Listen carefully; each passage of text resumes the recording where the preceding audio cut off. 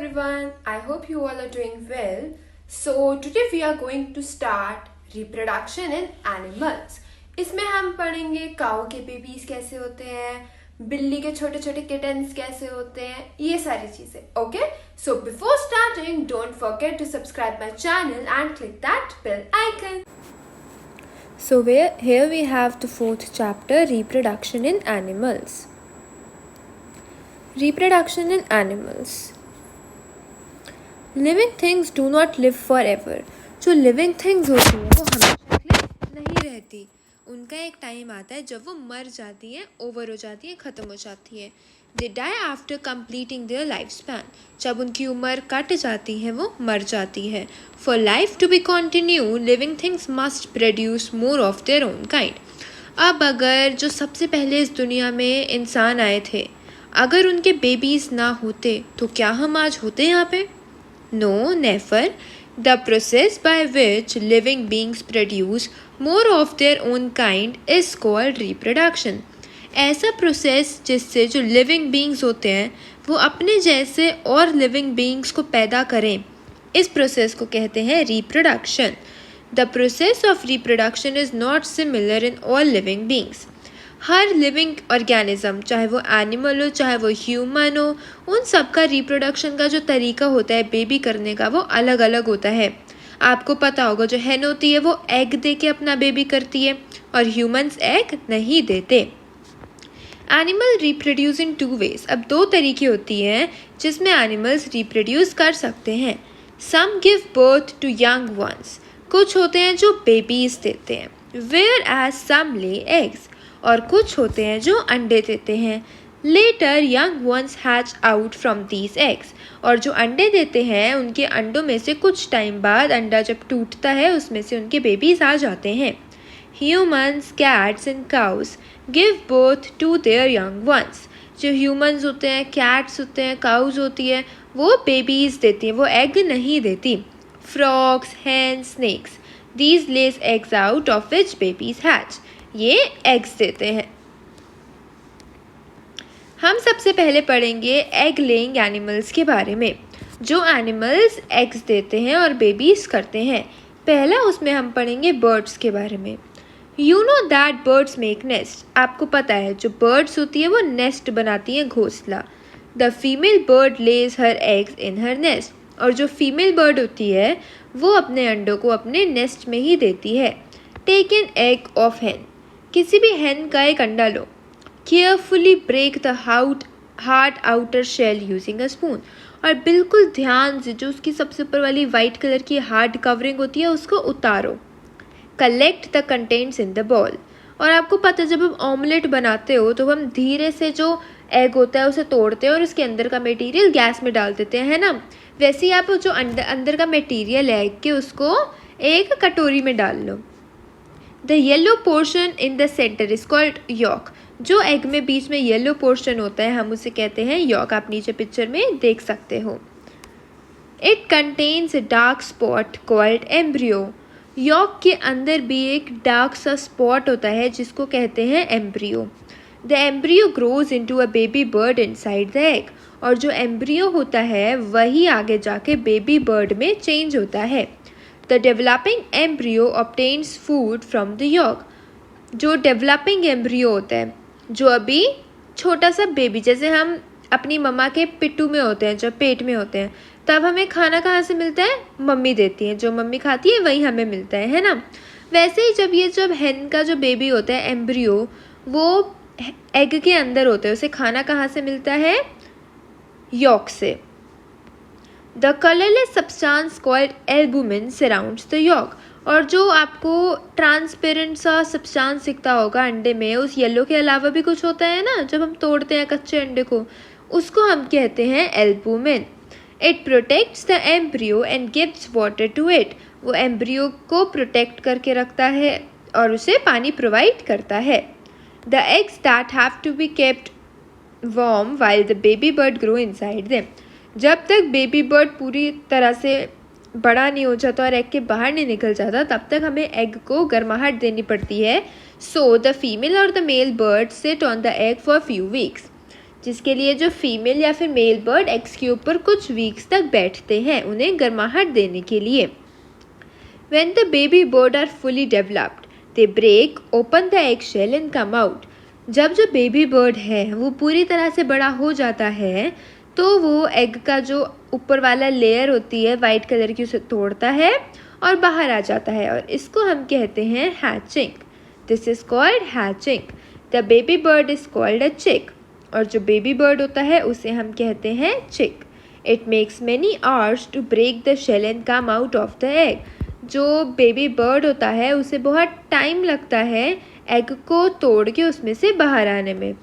Most birds like pigeon, अब pigeon जैसे जो बर्ड्स होते हैं हैव वेरी वीक चिक्स। उनके जो बेबी होते हैं वो बहुत वीक होते हैं, नाजुक होते हैं। The parent birds feed and protect the young bird until they are able to look after themselves. तो जो पेरेंट बर्ड्स होते हैं, उनके जो बर्ड्स होते हैं मम्मी पापा के, वो उन्हें खाना देते हैं जब तक वो अपना ध्यान खुद रखना नहीं सीख पाते। The chicks of some birds like the hen start moving and looking for food shortly after hatching. फिर जो चिक्स होते हैं कुछ टाइम में बड़े हो जाते हैं और चलना फिरना शुरू कर देते हैं और अपना खाना खुद बनाने लग जाते हैं। अभी जितना हमने पढ़ा उसके बेसिस पे यू हैव टू क्वेश्चन जिसके आंसर्स आपको अपनी नोटबुक में लिखने हैं। फर्स्ट क्वेश्चन है the process by which living beings produce more of their own kind is called dash. ऐसा प्रोसेस जिससे बेबीज होते हैं उस प्रोसेस को हम क्या कहते हैं। सेकेंड क्वेश्चन है the colourless substance called dash surround the York.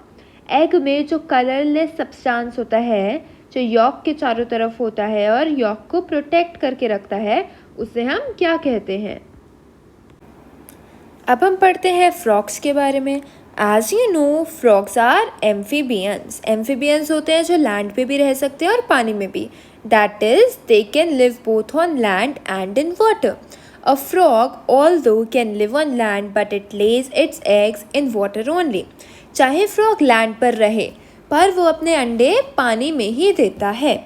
A female frog lays hundreds of eggs at a time in a lake or a pond. जो फीमेल फ्रॉग होती है वो एक टाइम पे 100 से ज़्यादा अंडे देती है।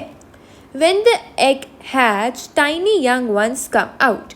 They are called tadpoles. और जब अंडे टूटते हैं उनमें से छोटे छोटे बेबी फ्रॉग्स आते हैं और बेबी फ्रॉग्स को हम क्या कहते हैं, tadpoles. Tadpoles look like small fish. जो tadpoles होते हैं वो small fish की तरह नज़र आते हैं। They swim in water and eat water plants. वो पानी में ही स्विम करते हैं और पानी में ही जो प्लांट्स होते हैं उन्हें खाना बना के खाते हैं। After a few weeks they start to grow legs. और कुछ टाइम बाद, कुछ वीक्स बाद उनकी लेग्स आने लग जाती हैं। Their tail slowly disappear. After some time they grow into adult frog. आप देख रहे हो इसमें टेल है, इसमें टेल है, इस वाली पिक्चर में भी टेल है, इसमें छोटी हो गई टेल, इसमें टेल नहीं रही। तो जैसे फ्रॉग बड़ा होता जाता है उसकी टेल गुम होती जाती है। नेक्स्ट हम पढ़ेंगे फ़िश के बारे में। Most fish lay eggs in water. Obviously जितनी भी फ़िश है वो पानी में ही अपने अंडे देती है। दे ले thousands of eggs eight one time. Fish भी एक बार में 1000 से ज़्यादा एग्स देती है। Fish egg are surrounded by a kind of jelly. ये है फ़िश के एग्स। ये देखो, ये जो इसमें ऑरेंज ऑरेंज है वो एग है। इसके बाहर एक जेली जैसा बना होता है जो फ़िश के जो एग्स होते हैं उन्हें प्रोटेक्ट करके रखता है। Baby fish hatch from these eggs. और जो बेबी फ़िश होती है वो इन्हीं एग्स में से आती है। Next is are insects. All insects lay eggs. जितने भी इंसेक्ट्स होते हैं, कॉकरोच, मच्छर, मधुमक्खी, मक्खी, ये सारे इंसेक्ट्स में आ जाते हैं। The eggs then go through several stages before becoming adult insect. तो जब ये इंसेक्ट्स देती हैं, इंसेक्ट्स हमारे एग्स देते हैं, तो इनके एग्स की कुछ लाइफ साइकिल होती है जो कुछ प्रोसेस की होती है, अभी हम पढ़ेंगे। तो इस लाइफ साइकिल को हम कहते हैं Metamorphosis. The number of stages in life cycle is different for different insect. हर एक इंसेक्ट की जो लाइफ साइकिल होती है उसमें अलग अलग स्टेजेस होती हैं, अलग अलग नंबर के स्टेजेस होते हैं। अभी हम पढ़ेंगे जैसे grass hoppers and cockroaches have 3 stages in their life cycle. जो ग्रास होपर्स होते हैं और कॉकरोचेस होते हैं उनकी लाइफ में 3 स्टेजेस होती हैं, और जो बटरफ्लाइज हैं इनके पास 4 स्टेजेस होती हैं। Let us study life cycle of house fly. सबसे पहले हम एक मक्खी हाउस फ्लाई की लाइफ साइकिल पढ़ेंगे। House flies go through 4 stages in their life cycle. House fly की लाइफ साइकिल में कितनी स्टेजेस होती हैं? 4। The house fly lays hundreds of eggs at a time. जो हाउस फ्लाई होती है वो एक बार में 100 अंडे के करीब देती है। Each egg hatches to produce a young one called larva. जो ईच एग होता है, जितने भी एग्स होते हैं मक्खी के, उसके अंदर से जब वो टूटते हैं लार्वा निकलता है। The larva looks like a worm. जो लार्वा होता है, आप नीचे पिक्चर देख रहे होगे, ये वर्म की तरह होता है। It does not have legs और विंग्स। इसके पास लेग्स नहीं होती और विंग्स नहीं होते। आफ्टर सम टाइम और some days the larva become barrel shaped. It is now called pupa. ये जो पिक्चर देख रहे हो ये पतला सा बन जाता है और ये अपने ऊपर एक थ्रेड से कवरिंग कर देता है, जिसको हम कहते हैं pupa. The pupa is covered by a shell called cocoon. और जो प्यूपा होता है उसके ऊपर एक शेल होती है जिसको हम कहते हैं कोकून। बटरफ्लाई में भी होता है ऐसा, और मक्खी के में भी। The cocoon breaks open in a week and the young house flies come out. और जो कोकून होता है इसमें से कुछ टाइम बाद ये टूट जाता है और इसमें से मक्खी आ जाती है। Butterflies and moths also go through 4 stages before becoming adults. जो बटरफ्लाइज होती है, मॉथ्स होते हैं, उनकी भी जो लाइफ साइकिल होती है उसमें कुछ स्टेजेस होती हैं। The egg hatch into larva. जो एग होता है जैसे हाउस फ्लाई में था वैसे ही बटरफ्लाई और मॉथ्स में होता है, वो लार्वा में टूट जाता है। Larva of a butterfly is called caterpillar. जो लार्वा होता है बटरफ्लाई का हम उसे कहते हैं कैटरपिलर। कैटरपिलर आप सबको पता होगा। Sorry. The caterpillar forms a shell called cocoon around its body. अब ये कैटरपिलर था, इसने अपने आसपास एक शेल बना ली जिसको हमने कहा कोकून, अपनी बॉडी के आसपास। This stage is called pupa. और जब ये अपने आसपास एक कोकून बना लेता है हम इसको कहते हैं pupa. Inside the pupa the caterpillar changes its shape. Pupa के अंदर जो कैटरपिलर है वो अपनी शेप को चेंज करता है। An adult butterfly comes out of pupa. और जब प्यूपा टूटता है उसमें से एक बटरफ्लाई आती है सुंदर सी, और फिर वो दोबारा एग ले करेगी। एग हमारा कैटरपिलर बनेगा, कैटरपिलर प्यूपा बनेगा और प्यूपा बटरफ्लाई बनेगी। ऐसे ही insects like grasshopper and cockroaches passes through 3 life cycle stages. Grasshoppers और कॉकरोचेस की लाइफ साइकिल में कितनी स्टेजेस होती हैं? 3। A young cockroach called nymph. मतलब बेबी कॉकरोचेस का नाम क्या होता है? Nymph. What baby cockroaches are called? Nymph. A young cockroach called nymph develop from an egg. Egg से बनता है एक nymph. It does not have wings. उसके विंग्स नहीं होते। It shades it's skin several time and changes into an adult. जैसे आपको पता होगा जो स्नेक होता है वो अपनी स्किन को शेड करता है, अपनी स्किन को उतारता है हर महीने या हर सीज़न। वैसे ही कॉकरोचेस होते हैं, वो अपनी स्किन को उतारते हैं बिल्कुल बड़े होने से पहले 3-4 बार वो अपनी स्किन को उतारते हैं और उनके ऊपर न्यू स्किन आती है। This process of shedding skin of old skin is called moulting. This is very important. ऐसे प्रोसेस को क्या कहते हैं जिसमें जब कोई एनिमल अपनी स्किन को शेड कर देता है उसको हम कहते हैं moulting. Okay, so on the basis जितना भी हमने पढ़ा उनके बेसिस पे you have 4 more questions. Third question है baby frogs are called dash. जो बेबी फ्रॉग्स होते हैं हम उन्हें क्या कहते हैं? फोर्थ क्वेश्चन है how many stages are there in the life cycle of cockroaches. Cockroaches के लाइफ साइकिल में कितनी स्टेजेस होती हैं? फिफ्थ क्वेश्चन है यंग कॉकरोचेस आर कॉल्ड, मतलब बेबी कॉकरोच को हम क्या कहते हैं? सिक्स्थ क्वेश्चन है the process by which cockroaches shed its skin several times is called dash. ऐसे प्रोसेस को क्या कहते हैं जिसमें कॉकरोचेस, स्नेक्स, ऐसे एनिमल्स अपनी ओल्ड स्किन को उतार देते हैं, शेड कर देते हैं। So now we will study about reptiles. Reptiles like snake, turtle and crocodiles lay eggs. Reptiles के एग्जाम्पल क्या होंगे? Snake, turtles, crocodiles. ये जो एनिमल्स होते हैं रेप्टाइल्स, वो एग्स देते हैं और अपना बेबी करते हैं। Snakes lay eggs on the ground. जो स्नेक होते हैं वो ज़मीन पे ही अपने अंडे देते हैं। Turtles and crocodiles dig shallow pits near river banks and lay eggs. जो टर्टल्स होती हैं, क्रोकोडाइल्स होते हैं, वो नदी के किनारे या पॉन्ड के या सी के किनारे गीली मिट्टी में गड्ढा खोदते हैं और अपने अंडों को वहाँ पे ले करते हैं। After laying the eggs the mother usually cover the egg with sand.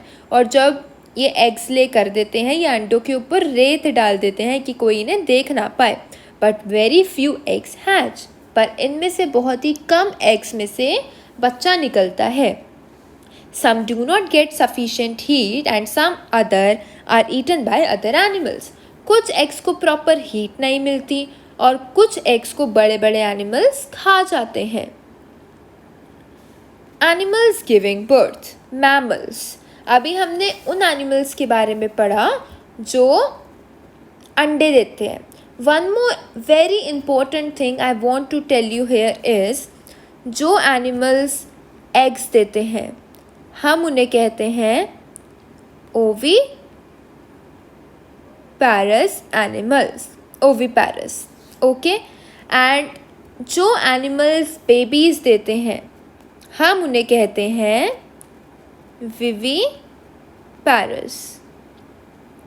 ये आप ज़रूर अपनी नोटबुक्स में लिखना, this is very much important. Okay, अब हम बात करेंगे मैमल्स के बारे में। मैमल्स का ही दूसरा नाम होता है viviparous. Some animals give birth to the babies. कुछ एनिमल्स होते हैं जो एग ले नहीं करते, बेबीज पैदा करते हैं, जैसे हम humans. These animals are called mammals.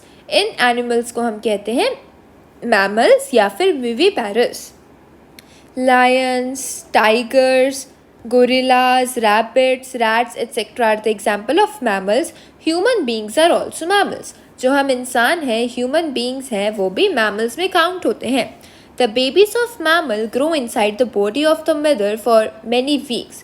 जो बेबी होता है mammals का, वो मदर की बॉडी के अंदर ही ग्रो करता है बहुत वीक्स तक। जैसे आपको पता है हम सब 9 months तक अपनी मम्मा के पिट्ठू में रहे थे। When the babies are born, they are weak and help the mother cares for them.